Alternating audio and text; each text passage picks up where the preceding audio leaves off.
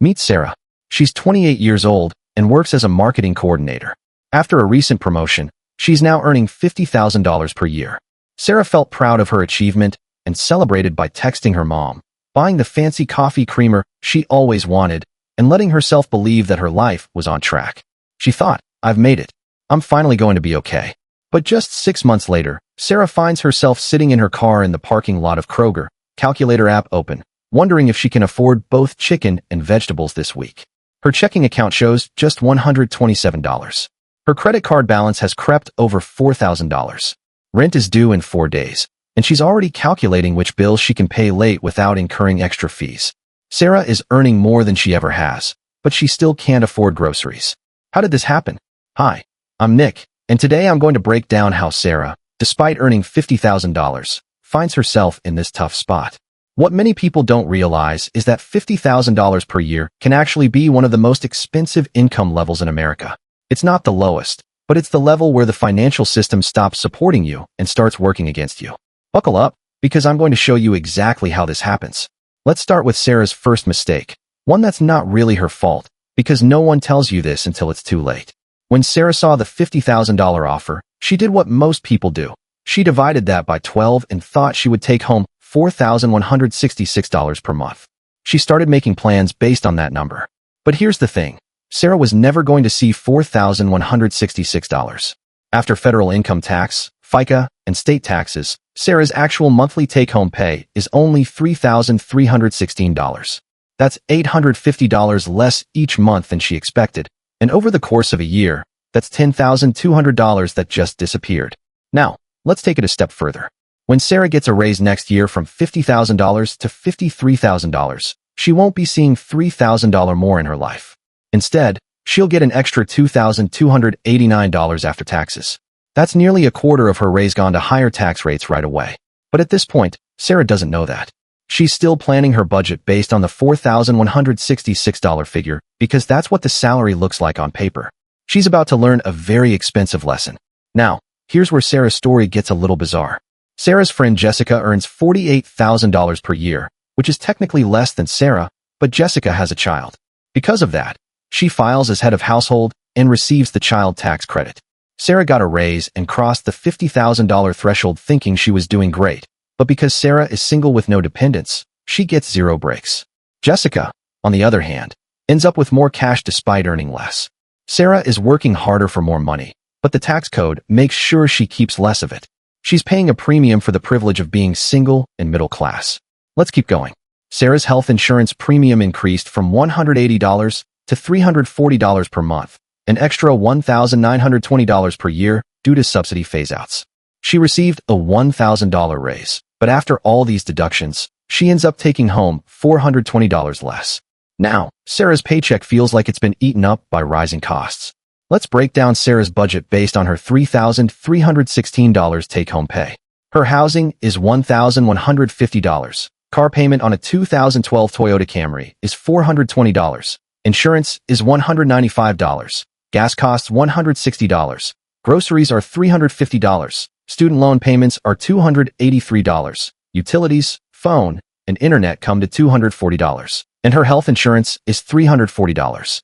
That brings us to $3,138, leaving Sarah with just $178 for the entire month. That's only $5.92 per day for everything else: clothes, toiletries, entertainment, and maybe saving for emergencies, retirement, or just the occasional fun. This is where things start to break down. Let's look at what really happens to Sarah in her first year at $50,000. In month 1, she pays all her bills and has $178 left. She puts $100 in savings, thinking she's on track. By month 3, the car needs new tires, $580. She has $200 in savings, so she puts the rest on the credit card. Month 4, the cat gets sick, another $340 on the card. By month 6, the windshield cracks, and she has to pay $500 for the deductible, but she only has $80 saved. Credit card balance now up to $1,500. In month 7, the AC breaks, and she has to pay $385 to fix it. Her credit card balance is now $1,510. By month 9, her student loan payment increases to $310, which reduces her monthly buffer. Month 10, Sarah gets sick, misses 2 days of work, and loses $240 from her paycheck. She pays the minimum on her credit card just to make rent.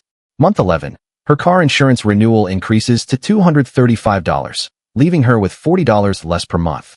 By month 12, her rent renewal increases to $1,225, $75 more. Her once $178 buffer is now down to $63, and her credit card balance is $3,847. She's paying $80 a month just in interest. At this rate, it will take her 37 years to pay off the $3,847 in credit card debt, and she'll end up paying $28,000 in interest. Sarah is stuck. But here's the truly frustrating part. Sarah qualifies for more. Her credit score is 72, and a mortgage lender runs her numbers based on her gross income of $4,166. They approve her for a mortgage up to $958 per month, which is a $180,000 house. Let's be clear. A bank looks at someone living paycheck to paycheck, sinking further into credit card debt, and says, you should take on a mortgage that's 29% of your gross income and 36% of your actual take-home pay. This is exactly the point where Sarah's journey takes a dangerous turn.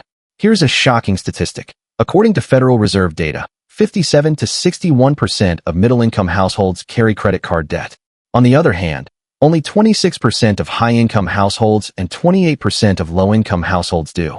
Middle-income earners like Sarah are caught in the middle, able to qualify for credit cards with limits of up to $15,000, but living in a reality where a $600 emergency wipes out the entire month's budget. The average household carrying credit card debt owes $10,815, and at interest rates over 20%, they're paying $2,600 a year just in interest. For Sarah, that means she's spending 5.2% of her gross income just on interest payments. Money she didn't even spend on luxuries, but on tires, vet bills, and car repairs. So how did Sarah get here? It's simple, lifestyle creep. When Sarah got promoted from $43,000 to $50,000, she didn't just save more. She spent more. Her rent went up, she financed the Camry, upgraded her phone plan, joined a gym, and got nicer groceries. She had a raise of $443 per month, but ended up spending $753 more per month. She was caught in the trap of using her increased income to upgrade her lifestyle, not her wealth. But there's hope. Sarah can fix this. Here's what she should have done when she got the $50,000 offer. First, split the paycheck. As soon as she gets paid, 15% should go straight into her 401k, 10% into a high-yield savings account, and 75% into checking for living expenses. By doing this, she never even sees that 25%, she never spends it. Next, whenever Sarah is approved for a loan, she should multiply the payment by 0.6. This gives her the true affordability number. For a $748 car payment, the real affordability is $449. If it feels uncomfortable, then she can't afford it. Sarah should also learn to live like she makes $38,000, not $50,000. That's not deprivation, it's reality. She should rent an apartment that's $275 cheaper, buy a used car, cook at home, and say no to extra expenses. All the money she saves should be invested. The $12,000 difference between living like she makes $50,000 and living like she makes $38,000 could turn into $167,000 in 10 years at a 7% return. Now, let's talk about what Sarah can do in the next 5 years. If she follows this plan, in 5 years, she will have no credit card debt, her car will be paid off, and she will have $67,000 in savings. At that point, she can take a job offer in another city at $72,000 and have the flexibility to move without being trapped by her bills. In 10 years, Sarah will be making $85,000, still living on $42,000, and investing the rest. She'll have $240,000 invested, and she'll be free to quit her job, not because she's rich, but because she has options. This is the power of taking control of your money. Sarah thought $50,000 would bring her freedom, but instead, it nearly trapped her. She's now on track to turn things around, and you can too.